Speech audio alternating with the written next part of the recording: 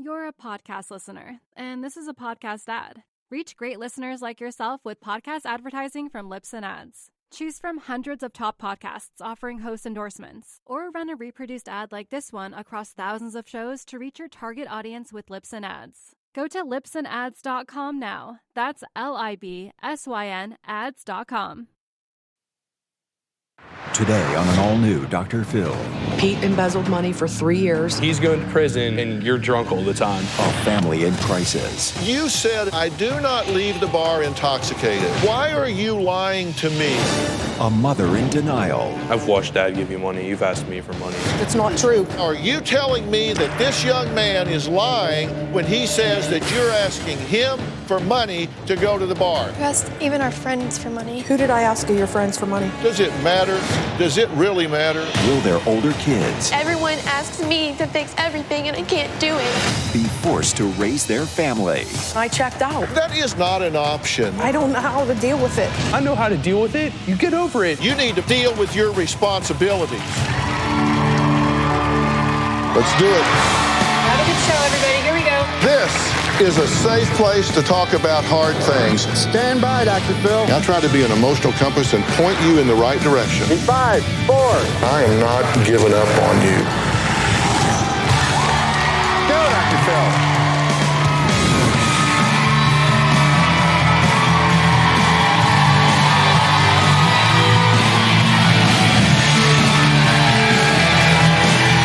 All right. Thank you very much. Thank you very much. Well, you know, home is definitely not where the heart is for the family on today's show. In fact, time is running out as the weight of all of their problems are coming crashing down. We have mail fraud, prison, DUIs, total cars, and pill addictions. Now, Dad Pete, Mom Kim, son PJ, and daughters Sarah and Carter are left standing amongst all of this rubble with only 2 months left to pick up the pieces before Dad Pete goes to prison for 2 years and 9 months. It's not bad enough that Dad's going away for fraud. The children say they cannot rely on their mother because she's a drunk. Now, the eldest daughter, Sarah, has emailed the show 6 times asking for help. Let's start by hearing what she has to say. My dad's going to prison and I'm terrified. I'm scared about what we're going to do without him. My mother is a drunk. She drinks every day. I live with my mom right now, so I have to deal with her drunkenness more often than the rest of my family. I already feel bad enough. I'm a drunken piece of every day. Every single day, you're right. I get drunk every day, so I might as well. A few days before Christmas, my mom came home from the bar and she was really drunk. Then my mom got really mad and started yelling and screaming and throwing things at me. And then my mom actually started kicking in my door, so I called the police. My mom has kicked in my bedroom door and put a hole through it, and also ripped her bathroom door off the hinges because she was that mad. She'll scream and cause an argument with me or somebody else, and then other times she'll just get into her car and leave. My mom has driven drunk quite a few times. She's totaled 2 cars the past 2 years. The car that she has now, the front bumper's almost hanging off. She'll threaten to leave drunk in her car quite often. I would say my mom gave up. I feel helpless. If things don't change, my mom is going to end up killing herself by her drunken driving or abandon my younger siblings. My biggest fear when my dad goes to prison is that me and my younger siblings are going to have to fend for ourselves. Well, Sarah, I'm glad to meet you. You've got a steep hill to climb in front of you. Yeah, How old are you? 20. 20. Yeah, You have no confidence in your mother's ability to help you in any way whatsoever. not at all. Every night, she literally is drunk, like every single night. She says she is, to use her words, an occasional drinker. No, she drinks She's an every single occasional, day. kind of social, occasional drinker. No, she drinks every single day. Every single day. Yeah. It depends on what she drinks. If she drinks beer, then she'll be like tipsy like whatever, like fine, like she's like reasonable. But if she drinks liquor, then she's falling down, freaking out. What do you say to her about this? I mean, have you said, come on, pull it together here. We got a problem. Dad's going away. Yeah, and she's like, oh, I know, I'll stop, and then she never does. So who all's in this family? There's how many children?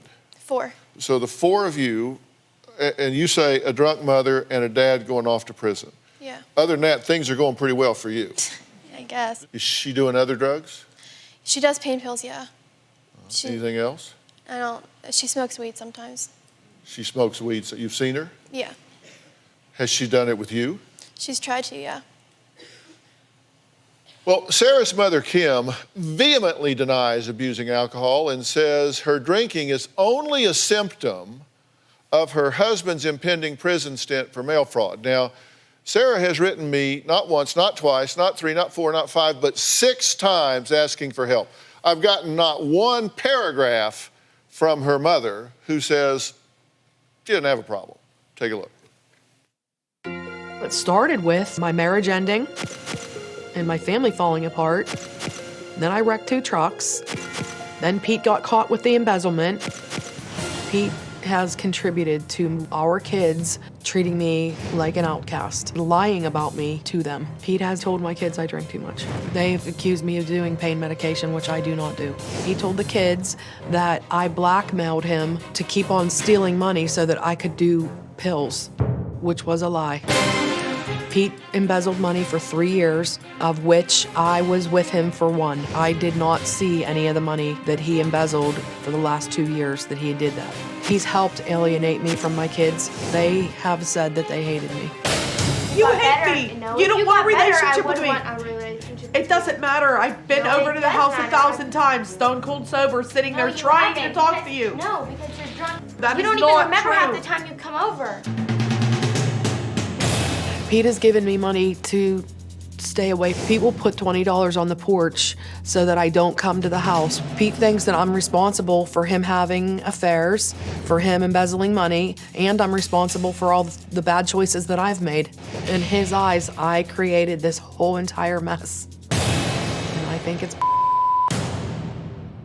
Kim, you drunk? I don't think I'm a drunk. I think that I drink too much. Okay, so your husband is weeks away from going to prison for 3 years. This family is in shambles. Would you agree? Absolutely. You got a 20-year-old daughter here who feels like the burden of this whole family is on her shoulders because I'm surprised that she feels like that because the burden of the family is on mine. I have to... It's supposed to be on yours, but it's on mine because I'm the only one that keeps you guys civil. I'm the one that everyone's like, oh, Mom and Carter are fighting. Mom and Dad are fighting. Can you please ask Dad to stop doing this? Can you please ask her to stop doing that? Everyone asks me to fix everything and I can't do it. I can't do it anymore. I did check out. I checked out. I didn't know what to do anymore. I just couldn't take it. I couldn't deal with it. I didn't know what to do.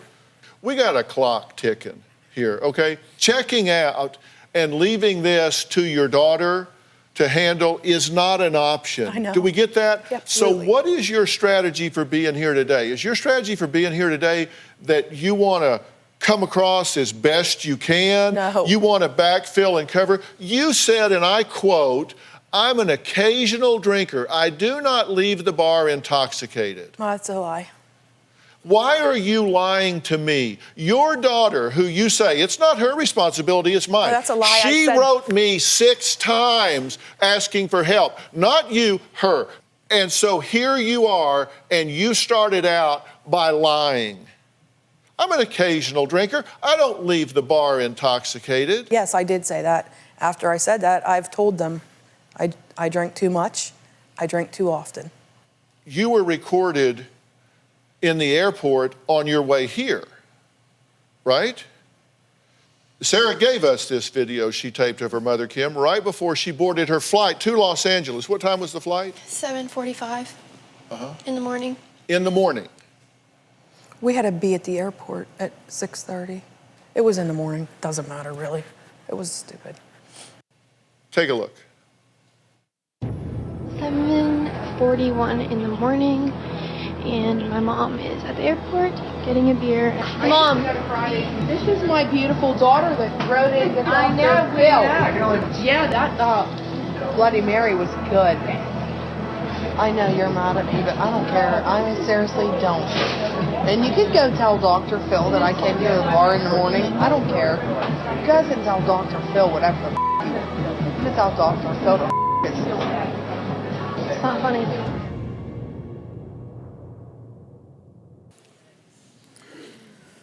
I'm sorry. Why don't you just tell me? I just said I was sorry.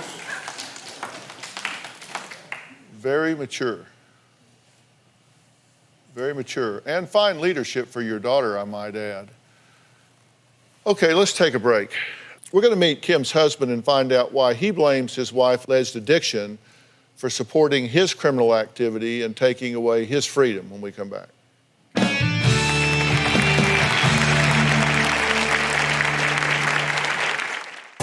I got a job as a traffic manager at a large corporation. I was making less money, and at the same time, Kim's addiction was on the rise. That's when the embezzlement idea actually took root.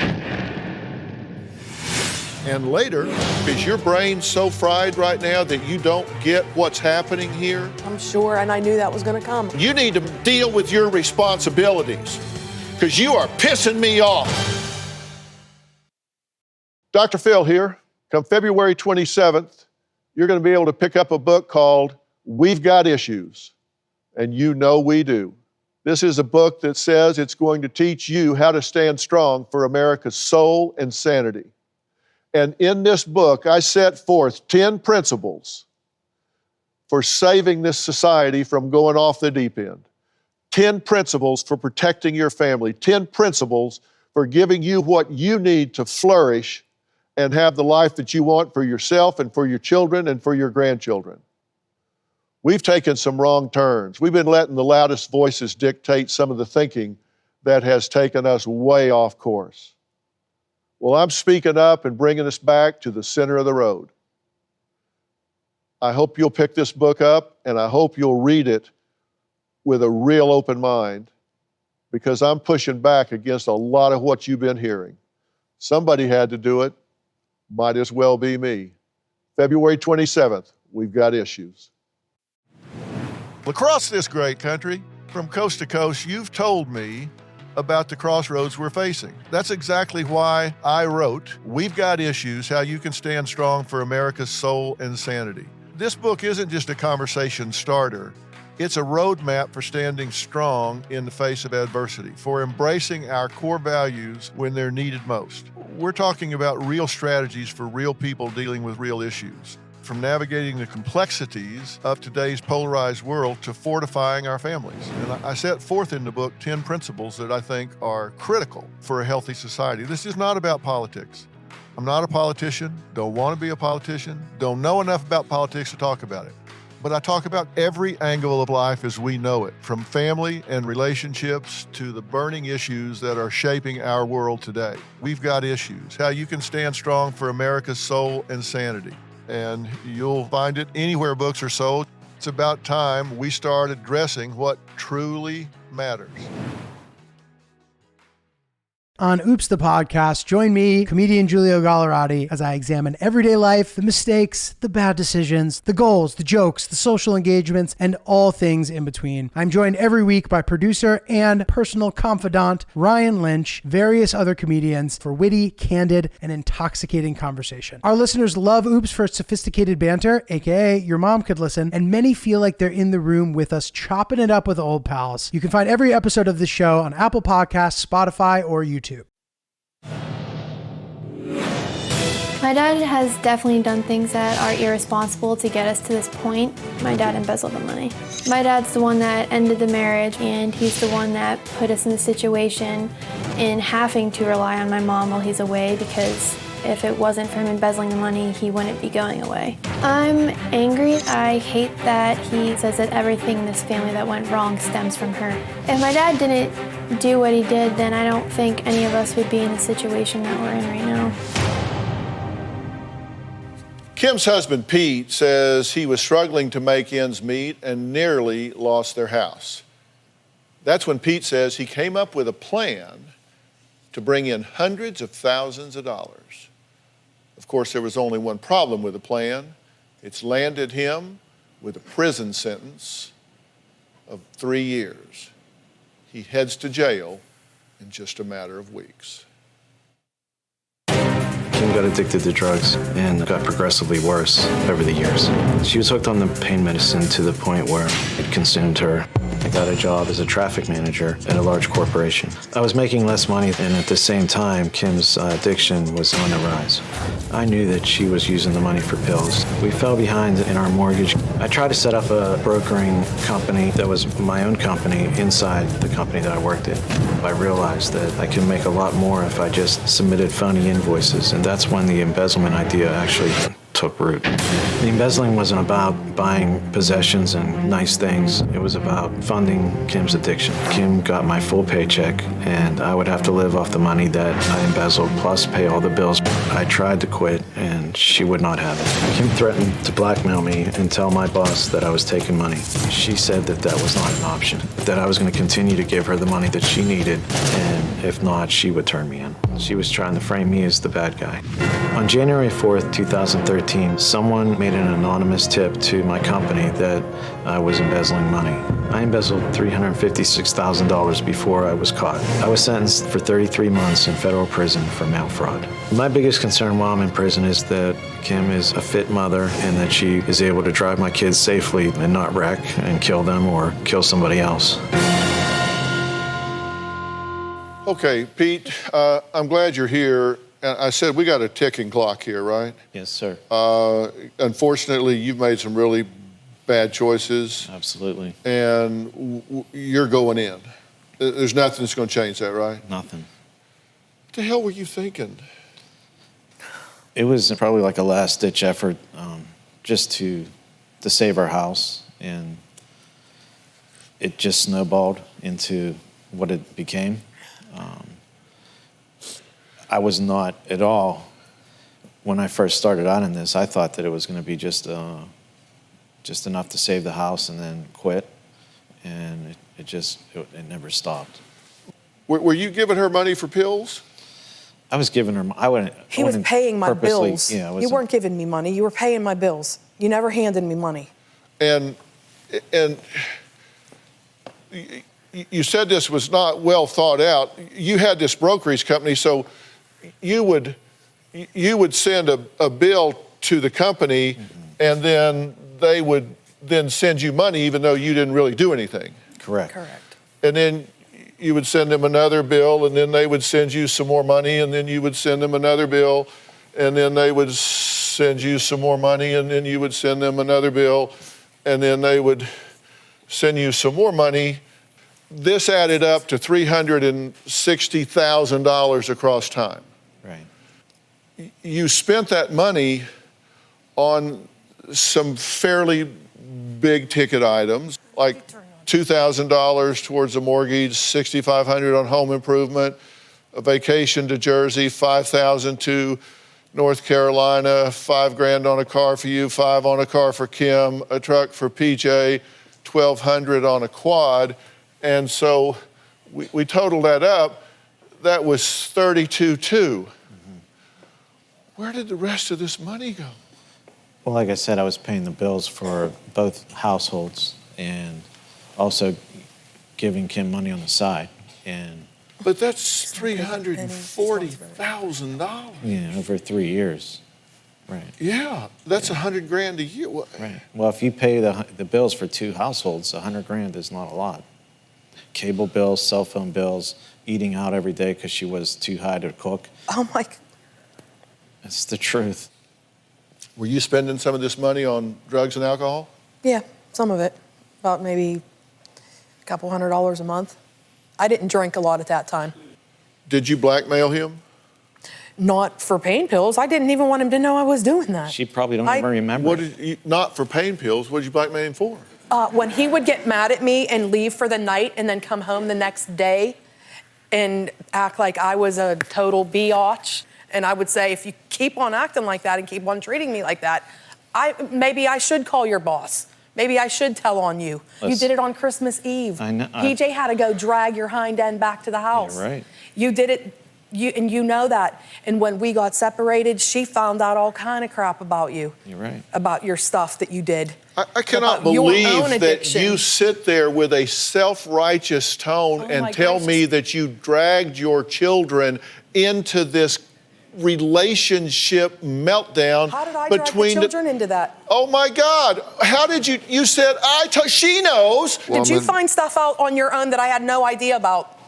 Yeah. I had no idea. She told me. Oh, you two. Tell me about it. Yeah.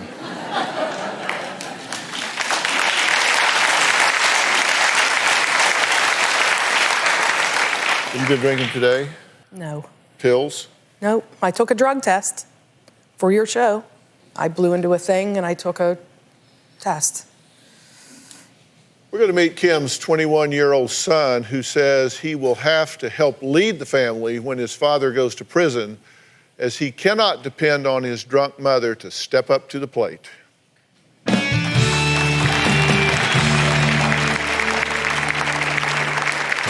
My mom comes home drunk 4 to 5 times a week.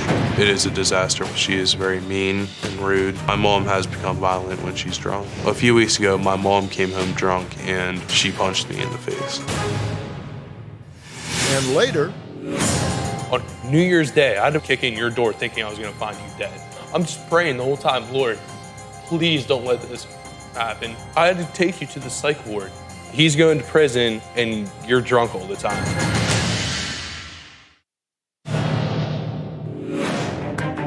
My relationship with my 21-year-old son, PJ, is tumultuous. He has called me many, many nasty names. He has called me a piece of shit. He said he couldn't wait to see me in my casket someday. He has gotten in my face and screamed and hollered. He's very volatile and he has anger issues. Kim says her 21-year-old son, PJ, is so volatile that he has grabbed her by the arm and thrown her out of the house.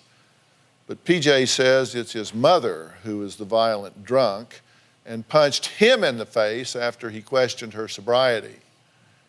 He says time is running out and his mother needs to get her act together so she can take care of the family while his father goes to prison for mail fraud.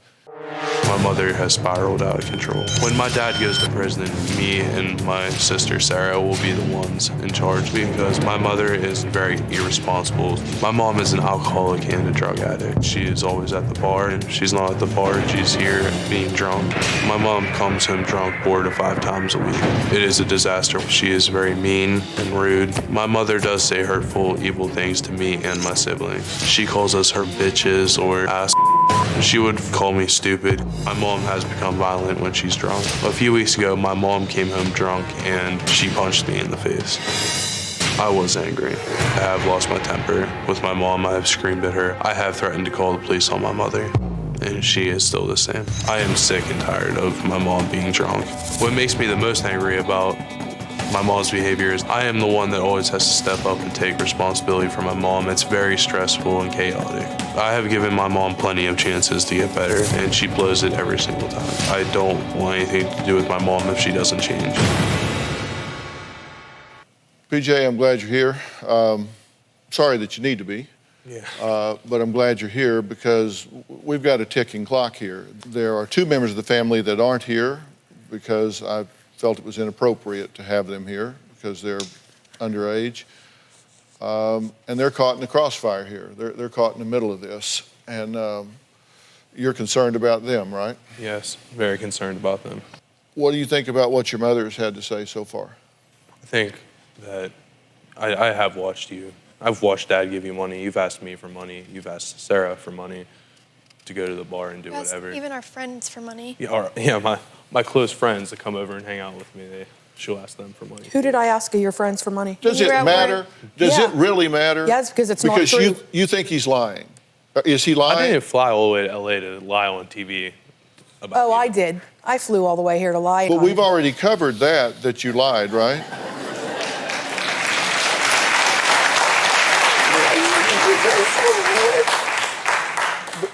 Listen, look at me.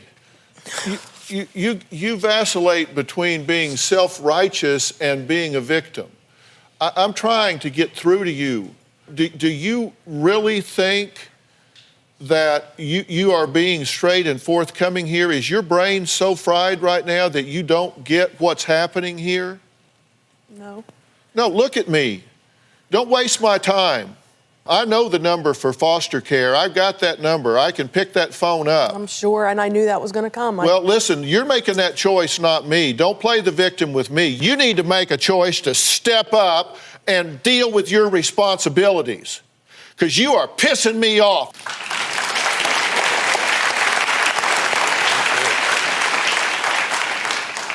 You need to be honest with yourself, and you need to be honest with me. Now, are you telling me that this young man is lying when he says that you're asking him for money to go to the bar? Is that a lie? He doesn't have a job. I didn't ask you if he had a job. Sarah I asked you his dad. Did somebody write stupid on my forehead? No. I did not ask you if he had a job. I asked you if you asked him for money to go to the bar. I do not think that I've asked PJ for money to go to the bar. It's ridiculous. This was a test to see if the occasional drinker would be honest. And by the way, yes, I did ask you to take a drug test when you came here. You were clean for alcohol, I'm happy to say. You tested positive for marijuana, which is good for 30 days. You tested positive for methamphetamines, which is good methamphetamines? for 72 hours. TCA, which is a antidepressant, 72 hours, and oxycodone, which is 5 to 7 days. That is a If I wouldn't have the job I have, I just took a drug test on Friday. He has the best drug test there are, Mom. No, oh my God. Well, whatever. Do you buy drugs on the street? Absolutely not. She buys them from her friends in the bar. We're going to take a break. Pete and Kim's 13-year-old daughter says an altercation broke out one night after her mother attacked her in her own bed and bit her foot. But Kim says it was actually her youngest daughter who became violent and hit her in the head 5 times. Either way, their daughter says she does not want to live with Kim when Pete goes to prison. We'll be right back.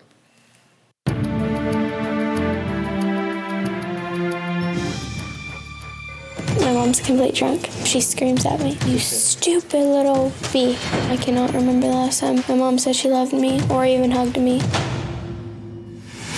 And later, We know when you're drunk. We can hear it on your voice. We can smell it on your breath. You can't trick me or her. We love you and we want you back.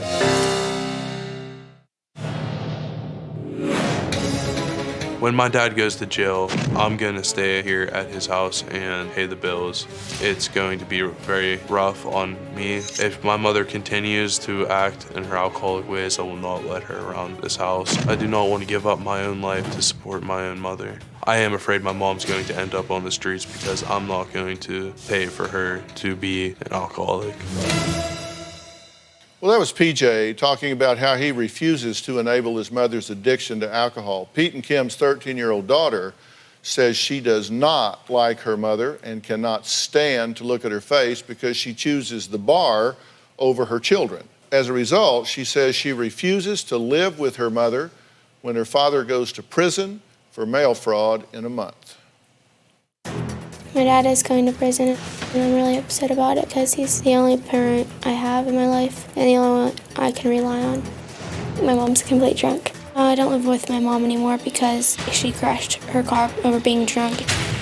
After that day, my dad told me to just pack up all my clothes and get out and come live with him because he's done with it. Her drinking is definitely the worst. I can't even take it anymore. We haven't really had a relationship in about 2 years. When I do see her, she's drunk, and she usually screams swear words at me. "You stupid little bee."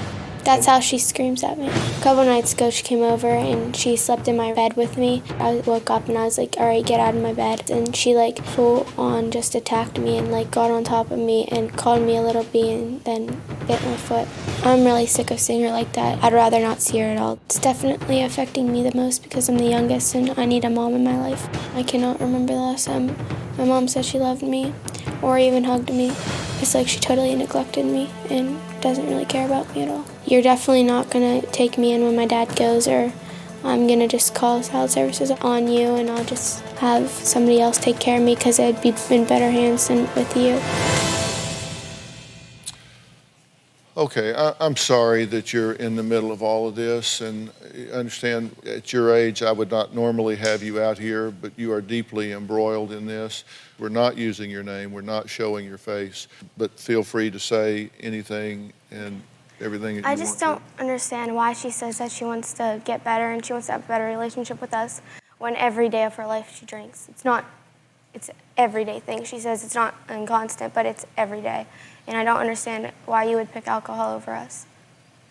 Sarah's more of a mother figure than you are, and so is Dad. I don't even talk about personal things anymore because I don't have anyone to talk to besides Sarah.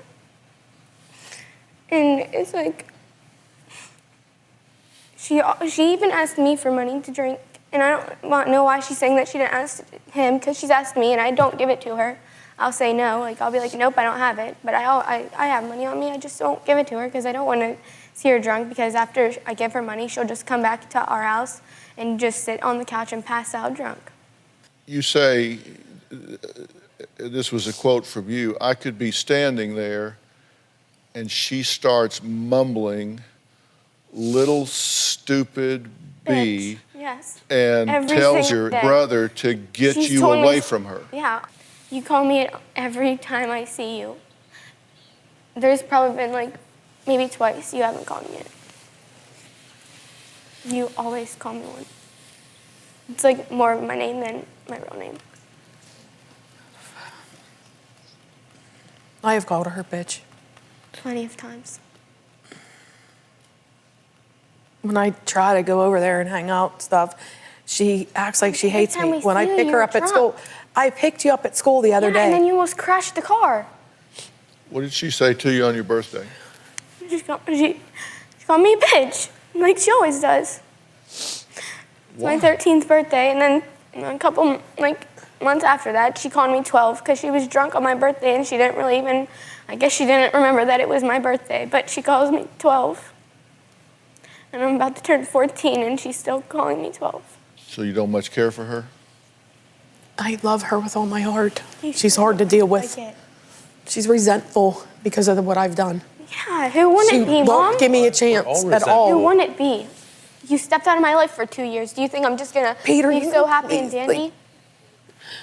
No, what? Oh, God. Kim wants instant forgiveness, and she wants if she comes over, if the kids aren't receptive to her, she goes straight to the bar. She's like, I tried.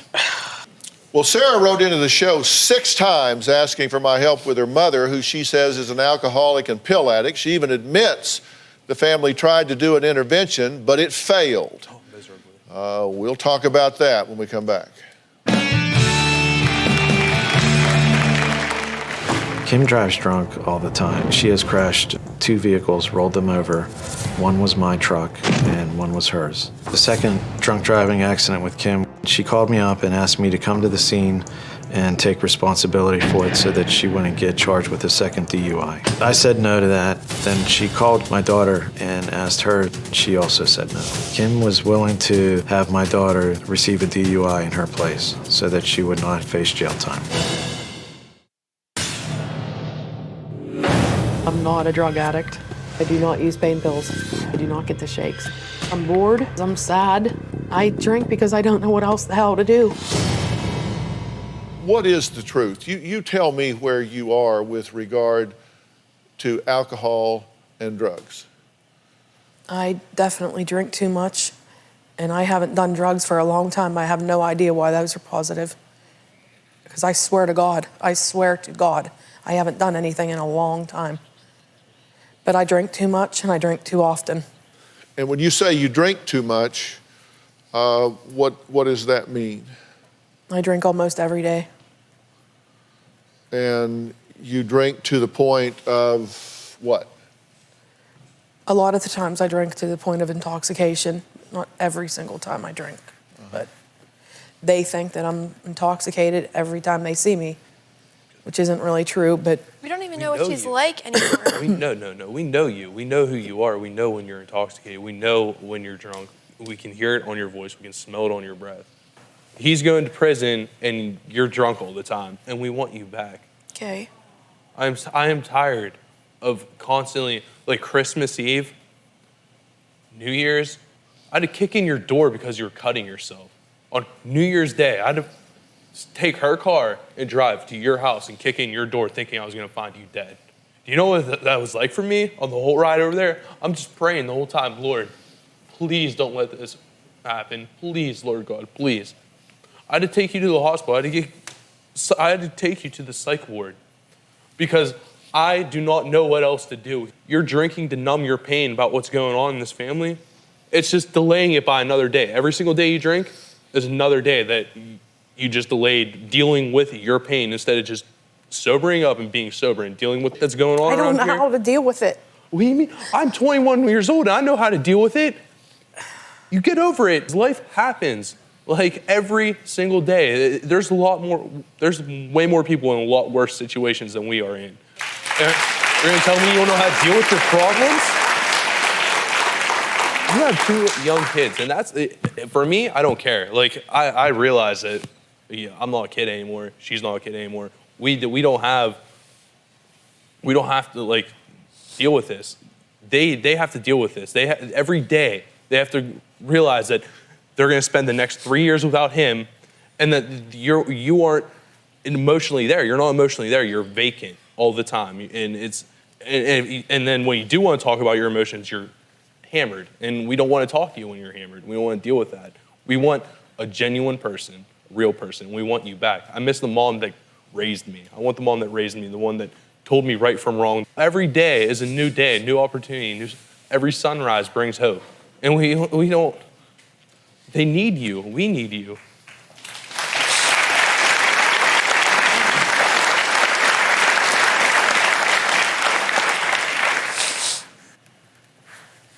You hear what he's saying to you?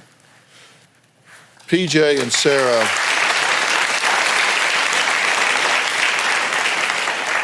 PJ and Sarah say they will have to give up their lives to take care of their younger siblings after their father is incarcerated. They say they're willing to do it. They'll make any sacrifice for their young siblings because they love them. Their concern is they know they're not equipped to do it, and they're right. You need to find out what I think about their plans and what my plan is when we come back.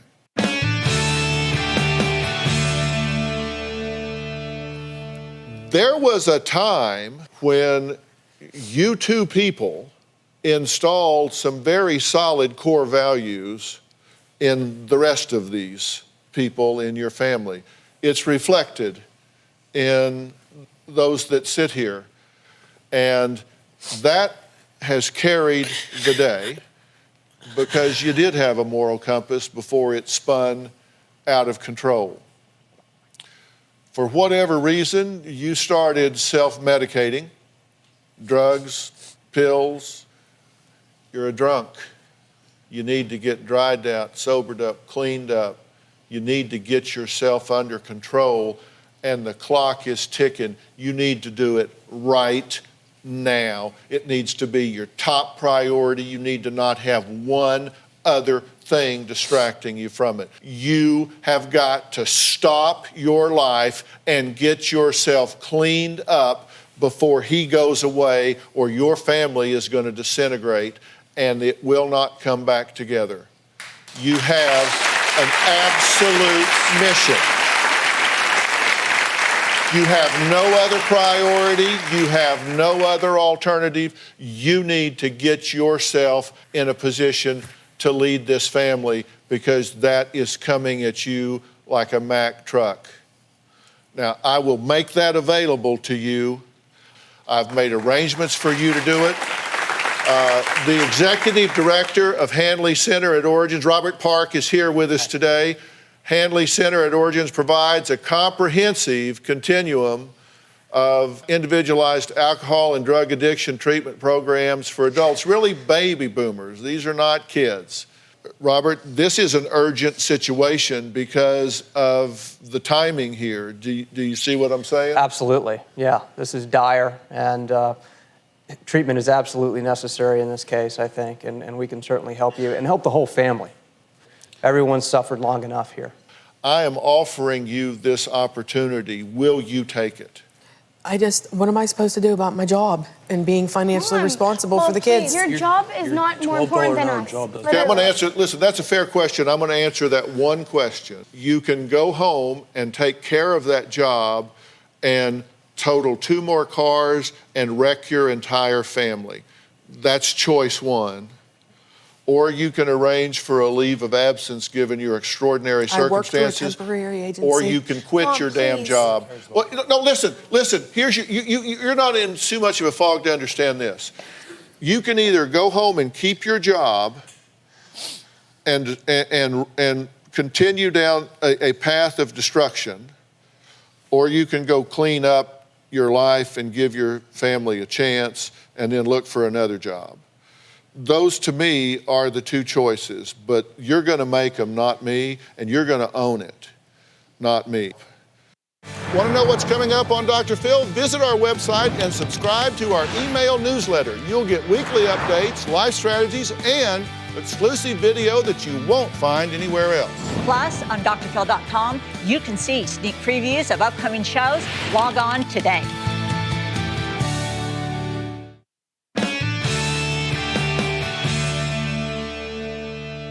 So you can go home and keep drinking and keep your job until you destroy something really worth something.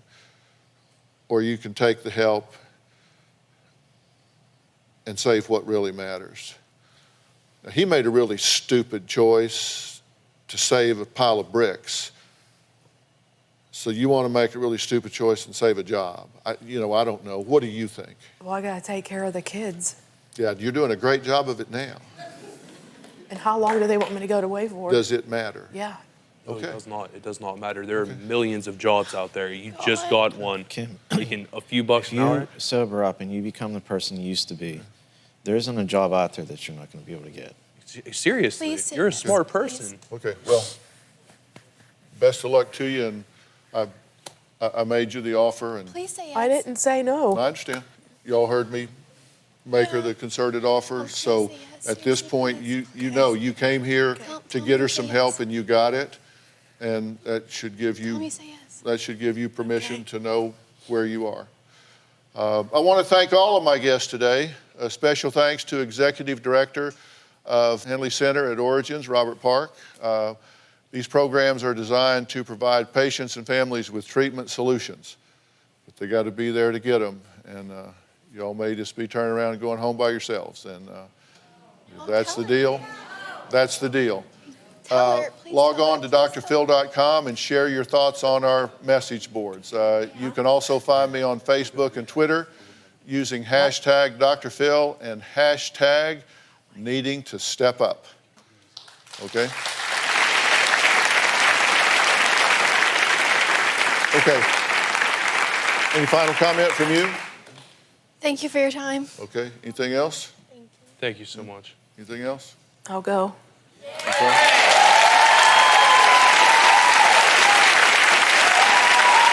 We'll see you next time. Thanks so much. PJ, thanks so much. Thank you.